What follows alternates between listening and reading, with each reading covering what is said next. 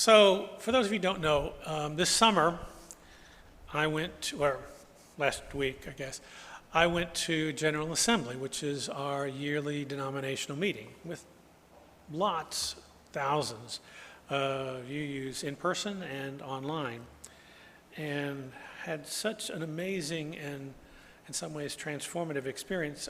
I tried to figure out the best way to share that with you. So I wanted to start off with telling you that I attended ministry days, which is for UU ministers for the first few days before General Assembly starts. And I attended a workshop on boundaries, which sometime or another I'll tell you about, and multiple lectures on the changes going on in Unitarian Universalism and our ministry. At the end of ministry days, so there's a place between where ministry days ends and General Assembly begins, that there is what is called the Berry Street Lecture. This is the oldest lecture series on the North American continent. The Reverend William Ellery Channing, minister of the Federal Street Church of Boston, invited all UU ministers, and all liberal ministers really, known to meet in the Boston area to the vestry of his church, which, by the way, had its entrance on Berry Street. This was in May 30th, 1820. Each year, the lecture continues to focus on Unitarian Universalism and our ministry. And this morning, I thought I would share with you an excerpt from this year's lecture because it set the tone for me for the rest of General Assembly. The lecture was called, "My Little Pony Was Right: Reflections on Fascism Without and Within," and was delivered by the Reverend Cecilia Kingman. I didn't choose the excerpt about My Little Pony. If you want to ask me about that later on, I'm happy to tell you. But I did share with you, or will share with you, as Jane reads this morning, some very profound and pertinent parts for myself.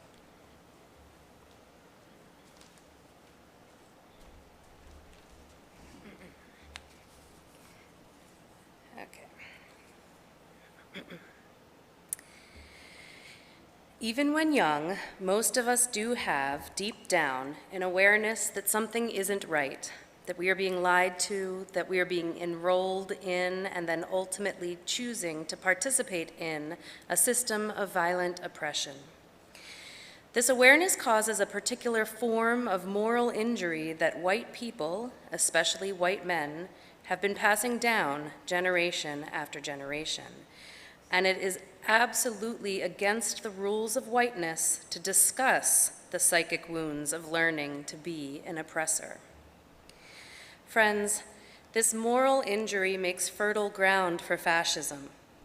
The belief in one's own special place, combined with the traumatic indoctrination into that belief, the immoral deal one must make to trade parts of oneself for a myth of superiority, this injury creates a psychological and moral framework that makes one vulnerable to fascist ideologies.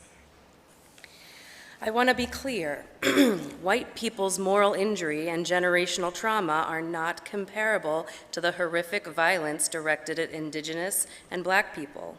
But white people must dig into our own generational trauma to understand the current situation. White nationalism gets its hooks into white people because of this unacknowledged, unhealed white trauma. Telling the truth and healing that trauma are crucial to the project of resisting fascism. Jason Stanley, who is the author of How Fascism Works, The Politics of Us and Them, is a professor and scholar of philosophy and propaganda at Yale. He describes fascism as an ideology, but also, and perhaps more importantly, as a political method. Not all who use fascist tactics are ideologically fascist. We recognize fascists less by their beliefs than by their methods. Stanley opens by explaining that these 10 tactics are bundled, and they can't be isolated from each other. The first tactic is a mythic past. Fascists always present the idea that there once was a glorious past. So when you fight back against fascism, you've got one hand tied behind your back, because the truth is messy and complex, and the mythical story is always clear and compelling and entertaining. It's hard to undercut that with facts. The second tactic is propaganda, fascist propaganda, which makes a distinction between friends and enemies. It casts the other as a threat. Tactic number 3 is anti-intellectualism. But that brings us directly to tactic number 4, the creation of a form of unreality. Jason Stanley says, if you are going to rip the heart out of democracy, you get people used to lies. The fifth tactic of fascism is hierarchy. Hierarchy is absolutely central to fascism. It is the big lie at the center of things. White supremacy, male supremacy, abled supremacy. These lies assign people superiority and the privileges and benefits that go with that superiority. Hierarchy goes right into victimhood. Once you have convinced people that they are justifiably higher in the hierarchy, then you can convince them that they are victims when they aren't appreciated, aren't affirmed, aren't chosen. Thus, they often feel victims of equality. The seventh tactic of fascism is law and law and order will ultimately be enforced by violence. Tactic number 8 is sexual anxiety. In every case, across different cultural and historic settings, the fascist leader will always say, your women and children are under threat, you need a strong man to protect your families. Fascists make conservatives overwhelmingly terrified of transgender rights and gay, lesbian, and bisexual people and their families. Stanley calls the 9th tactic of fascism Sodom and Gomorrah. In this trope, pure, hardworking, real members of the nation live in rural areas where they work hard with their hands. But when politicians talk about inner city voters or urban voters, we all know what they mean. Black and queer folks, immigrants, Jews, and other people that fascists seek to control or eliminate. The 10th tactic is what Stanley, a child of Holocaust survivors, calls Arbeit macht frei. Work shall make you free. Valuing people by how hard they work means those who don't put in as much effort are not valued, and those who are perceived as not working hard, including the elderly, disabled, and even children, can become disposable. Unitarian Universalism is currently in a moment of major theological transformation and institutional reform. This transition is causing a backlash within our congregations and among some UU ministers. We are moving away from individualism to communitarian values, from white supremacy culture to truly radical liberation, from a concentration of power among historically privileged groups and towards a new form of power sharing. Some are responding to these shifts with anxiety and conflict, concerned about how difficult, less effective, and time-consuming the transition seems to be. Some, who are being asked to give up the primacy of their privilege and power, are responding with tactics drawn from fascist politics. Our faith tradition is rooted in historic hierarchies, the very hierarchies that fascists seek to protect and restore. We have a lot of work to do to dig out the roots of this evil in our congregations and our denomination. My dear ones, it is very easy to feel frightened and overwhelmed in an upward cycle of fascism. There is much hard work ahead, but there is also joy and friendship and healing on this side right here in the struggle. We are strong, we are glorious, We are so very beautiful and brave, and we are creating pockets of resistance and liberation that will endure. So when you came in, some of you may have gotten a little piece of paper. So you want to hold it up if you did? If you didn't, there's some at the back. It's up there on the screen too, so you can see that. So one of the things that happens at General Assembly is that we vote on very important things to who we are as a denomination. This time we voted for a new president. We voted on whether to completely divest the fossil fuel industry from all of our investments and as a denomination and provide reparations for those harmed by the fossil fuel industry. And we voted on what's called Article 2. In Article 2, there's a description of who we are as Unitarian Universalism, what we might call right now our principles and sources. And if you're new to Unitarian Universalism and you want to look at the principles and sources, you can look in our little gray hymnals, which are in the back, and they'll tell you what they are. The inherent worth and dignity of every person, justice, equity, and compassion, human relations. There's a lot of them, 7 to be exact. But this year, it's the first year, that we are voting to change how we describe who we are. It was an interesting process. There were a number of people who hold on to the principles and sources as how they describe themselves as Unitarian Universalists.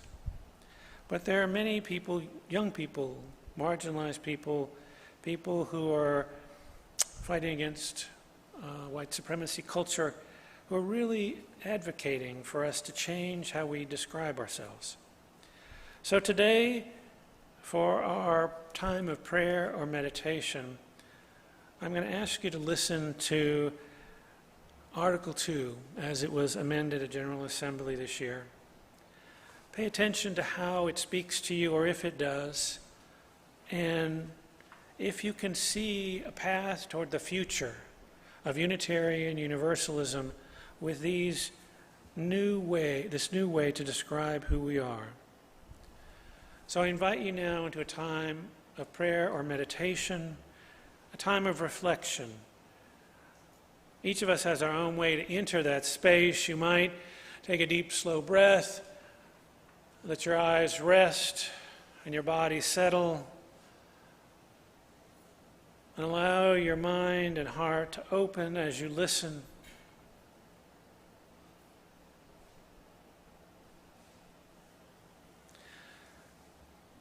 We Unitarian Universalists, from our heritages of freedom, reason, hope, courage, build on the foundation of love.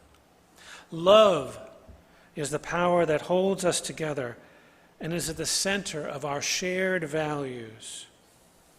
We are accountable to one another for doing the work of living our shared values through the spiritual discipline of love. Inseparable from one another, these shared values are interdependence. We honor the interdependent web of all existence of which we are a part. With humility and reverence, we covenant to protect the earth and all beings from exploitation, creating and nurturing sustainable relationships of repair, mutuality, and justice. Pluralism. We celebrate that we are all sacred beings, diverse in culture, experience, and theology. We covenant to learn from one another in our free and responsible search for truth and meaning. We embrace our differences and commonalities with love, curiosity, and respect. Justice. We work to be diverse, multicultural, beloved communities which thrive, where all thrive. We covenant to dismantle racism and all forms of systemic oppression. We support the use of inclusive, democratic processes to make decisions within our congregations and in society at large. Transformation. We adapt to the changing world. We covenant to collectively transform and grow spiritually and ethically. Open to change is fundamental to our Unitarian Universalist heritage. Never complete, never perfect. Generosity. We cultivate a spirit of gratitude and hope. We covenant to freely and compassionately share our faith, presence, and resources with one another. Our generosity connects us to one another in relationships of interdependence and mutuality and equity. We declare that every person has the right to flourish with inherent dignity and worthiness. We covenant to use our time, wisdom, attention, and money to build and sustain fully accessible communities. As Unitarian Universalists, we proclaim that direct experience of transcending mystery and wonder are our primary source of inspiration. These experiences open our hearts and renew our spirits and transform our lives. We draw upon and are inspired by sacred, secular, and scientific understandings that help us make meaning and live our values. We respect the histories, contexts, cultures in which these understandings were created and are currently practiced. These sources ground us and sustain us in ordinary, difficult, and joyous times. Grateful for the experiences that move us, aware of the religious ancestries we inherit, and enlivened by the diversity that which enriches our faith, we are called ever to deepen and expand our wisdom.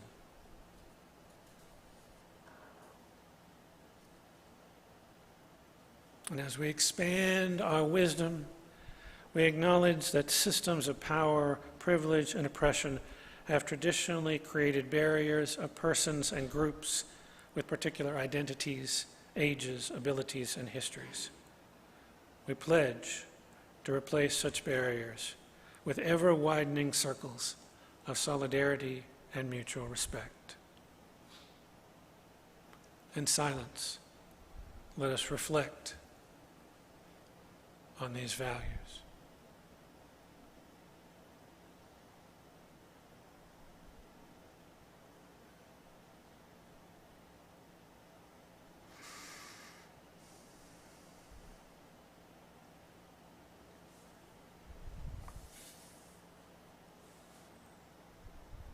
Amen, and blessed be.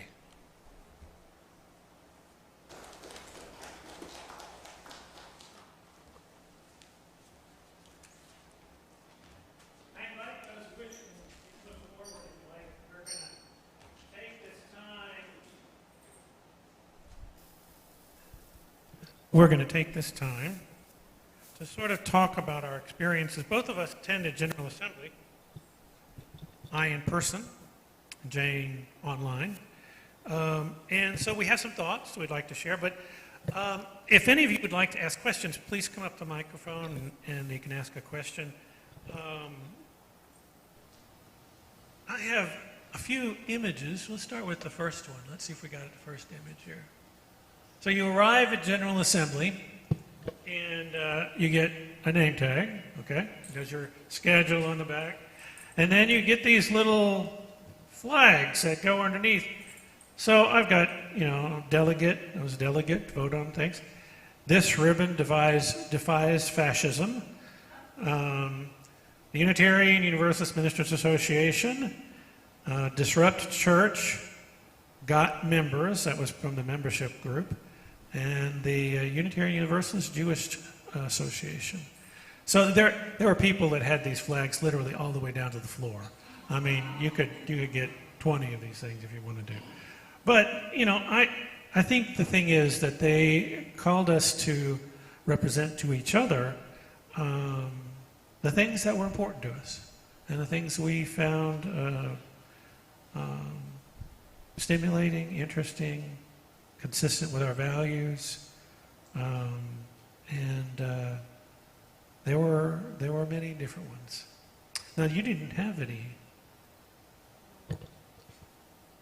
I just had she, her next to my name in my little Zoom window. There was a platform called Whova that had, like, you could chat. There was so many chats and all sorts of stuff, but it also is very overwhelming, I believe, even in person, because there's so much information. There's so much information.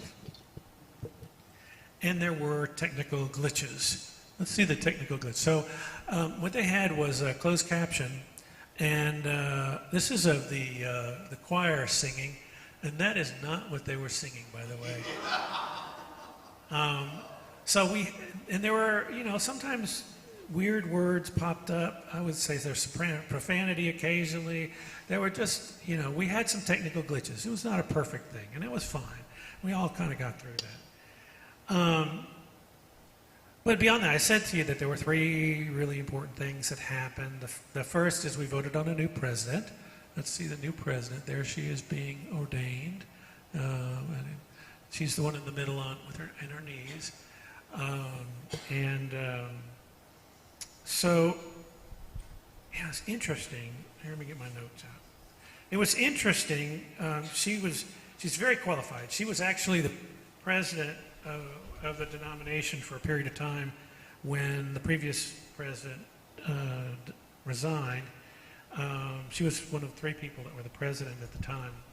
Her name is Reverend Dr. Sophia Betancourt, and she's done everything you can think of with the UUA.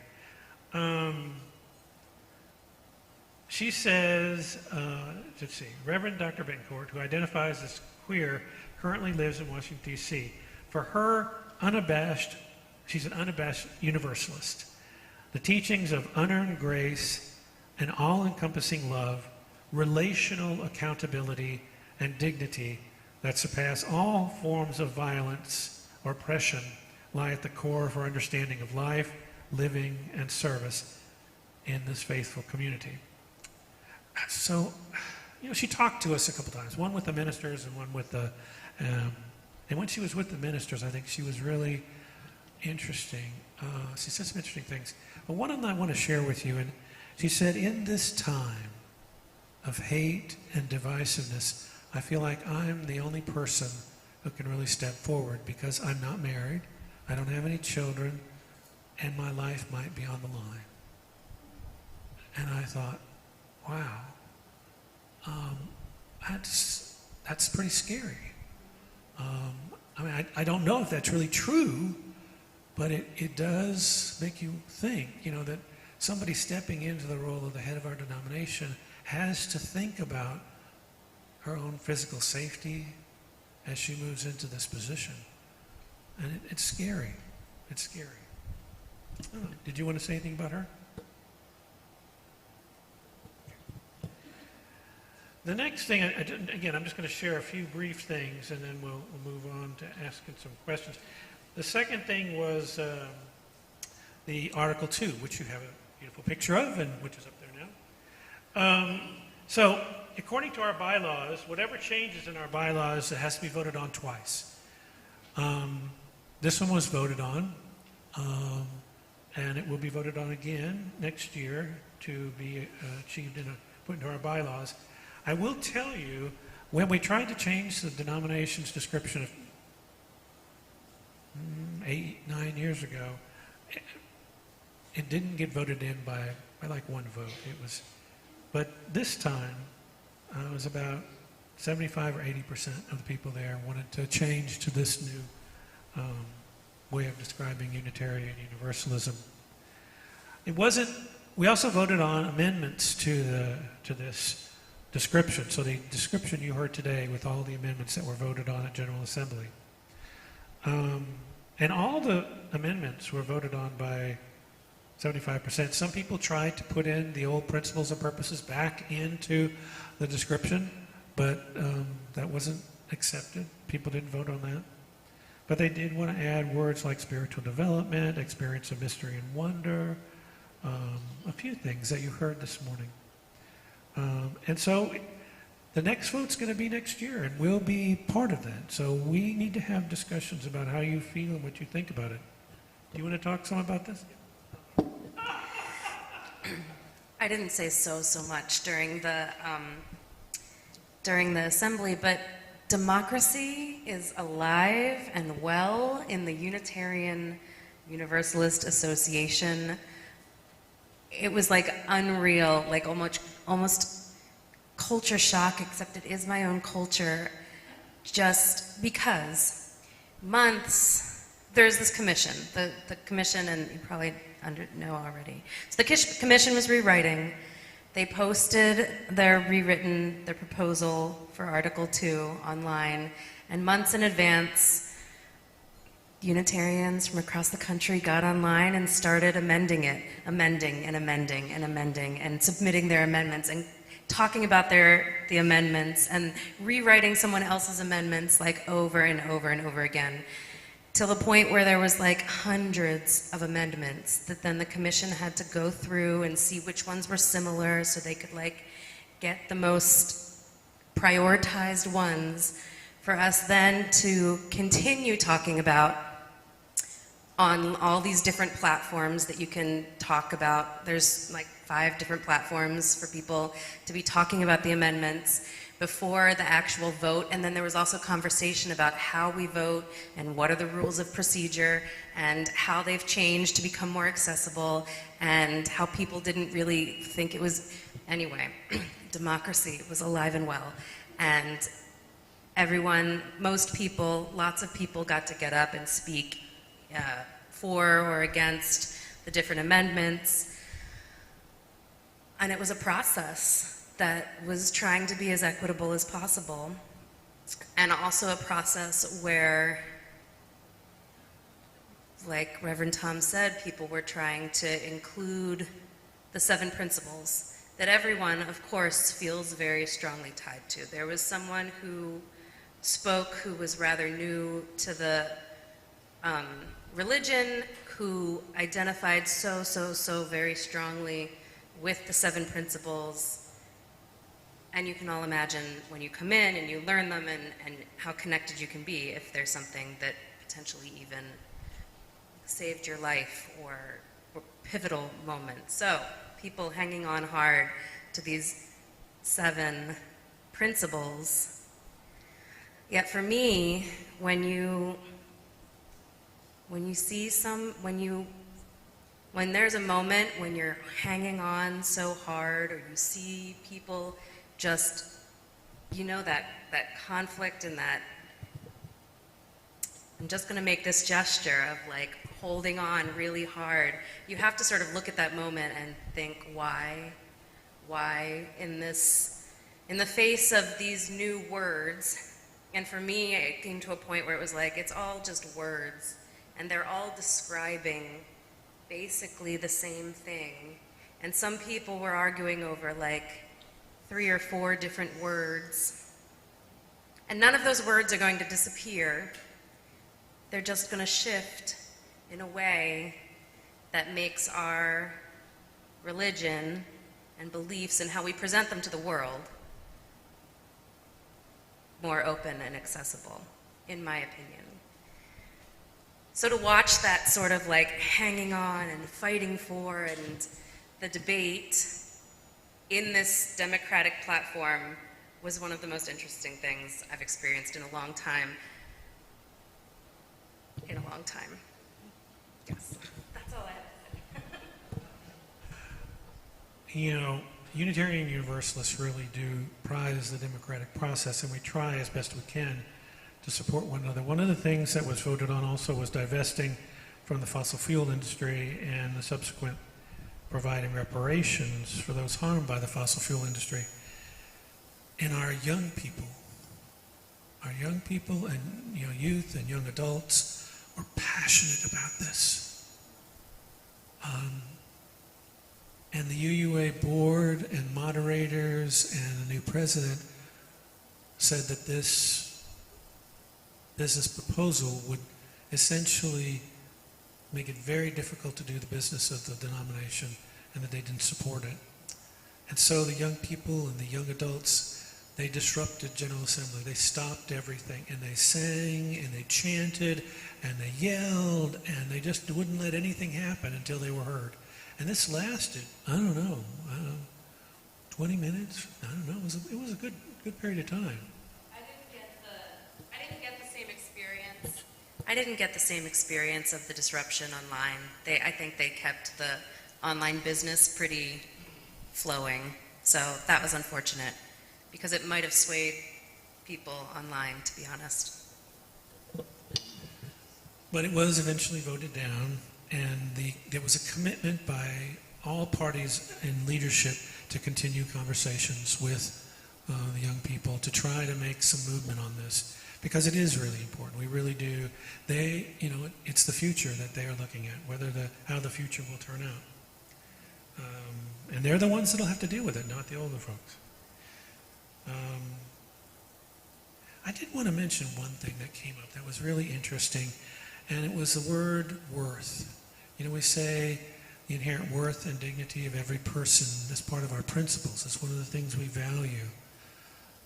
But worth became a challenging word, because worth also has meaning for people who were slaves. How much a person is worth. How much would you pay for a person? And so the one thing that came out is that many people wanted to move away from this idea of worth and move toward an idea of power. How much power do we have? And so instead of worth and dignity, power and dignity, and considering the power we have as individuals, and how we use that power to make the world a better place, to empower us to, within our denominations and in the world, to really make change happen. So that was an important thing I remember.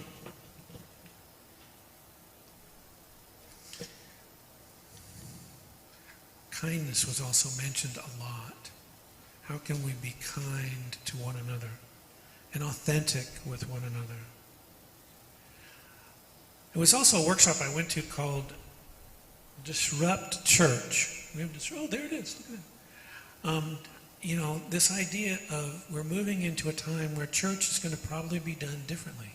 And we need to look at that culture and how we can be a community that offers things for many people in many ways. Let me see the next slide, if we could. Let's see how well we can see that. Can people read that? Is it too blurry? So basically it boils down to that there are three ways to be in a church. The first one, I have to look at myself, is a subject, being told what to do, how to believe, all that. The next one is being a consumer, where you see everything as you're getting something from it. That you demand or you want something, and that you don't have to put any effort into it. And the last one is citizen. And this is the one I really think as we're moving into the future we really need to talk about. And what is it to be a citizen as a member of a congregation? Let me just read some of these. That we're interdependent, that we're that we have purpose, that we're spiritual, that we participate, that we create, that we facilitate, we network, and we collaborate. There's not hierarchies in that. There are us working together, all of us, making whatever we do here in this community and beyond this world together, collaboratively. That was something that really struck me. And one more thing I want to share, and then I'll turn it over to you for a second, is the last one, Musar. Okay. So I was exposed to what's called Musar. It's a Jewish tradition where you take like a month at a time and explore a personal value. And you explore what you say to yourself about that value and how you live that value in your world, and really make an effort each month to really put in the front of your mind what that value is in order to improve yourself. And so let's say that value was generosity. What do you say to yourself about that? And what kind of words do you use? And what helps you move in the direction of being more generous? And what behaviors, what ideas do you have about generosity? And how do you act that out in the world? And so I'm going to start some classes using this model and how to explore the values one at a time. And I actually got this book. And there's a friend of mine who's in the Jewish UU group who recommended this book to me. They use it at his church. It's a spiritual practice of good actions, finding balance through the soul traits of Musar. And they call values soul traits. And so we're going to be having some groups on that this year. Other experiences you had?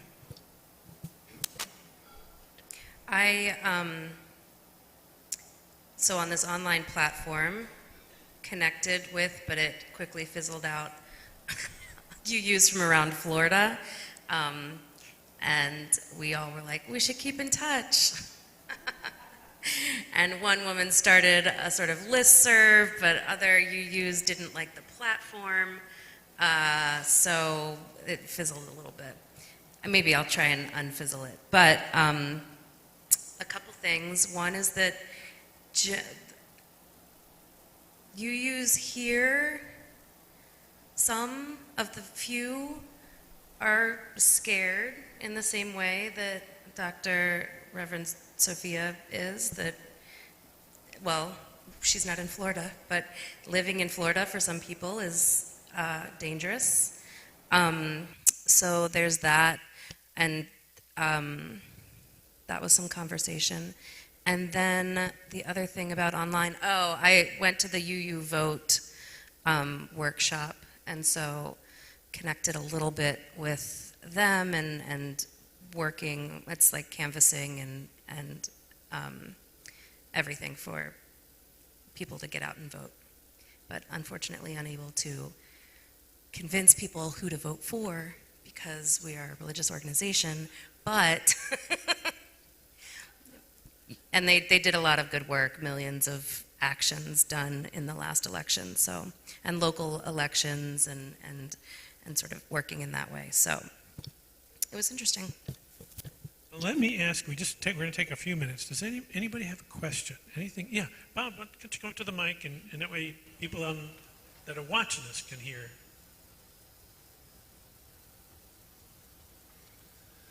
If we declare big oil to be an enemy and every gas station in the country closes tonight, what do?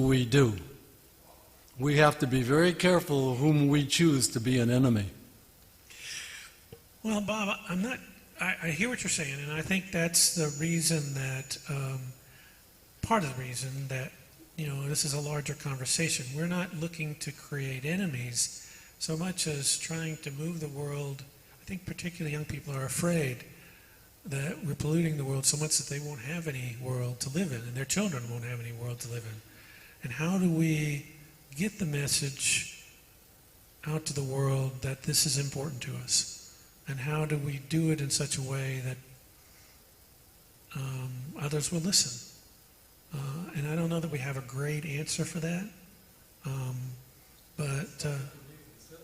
It's how do we help preserve a world that we're probably not going to live in? So, other questions? Anything else that jumps to mind. Yeah, go ahead, Carol, please.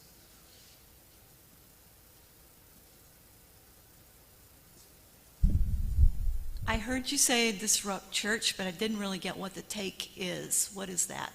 And B, under that, we keep calling it church. And I know some of us are not comfortable with that term, especially if you're going to be multi-inclusive. So what's disrupt church? Okay. So in New York, there's a congregation there. It's called the Community Church of New York. And the Community Church of New York so they had a bunch of space in downtown New York, which is just an outrageous amount of, people don't have that anymore. And so they sold a bunch of it so that they can survive. But they sold the sanctuary. And so they had to try to figure out how are we going to be a congregation without a building like this, like sanctuary or whatever you want to call it. And so they began to think about things like, providing online religious education programs and church services and how do you, let's say that you want to provide to a larger, more diverse group some kind of spiritual grounding. So, for instance, one of the things they did is, since they didn't have a building, they would have services out on the in front of their building, just for anybody that stopped by. People would stop by and they'd have services there. Or they have two religious education programs that are thriving right now with hundreds of children that are all online, virtual, and people get together as they're able to, meet in houses, do things. Don't think of the traditional model. In other words, disrupt churches. Don't think of the traditional model of doing church, and that has to do with also those three categories I mentioned. We're not here to be told anything. We're not here to consume. We're here to be a community that works together and creates together and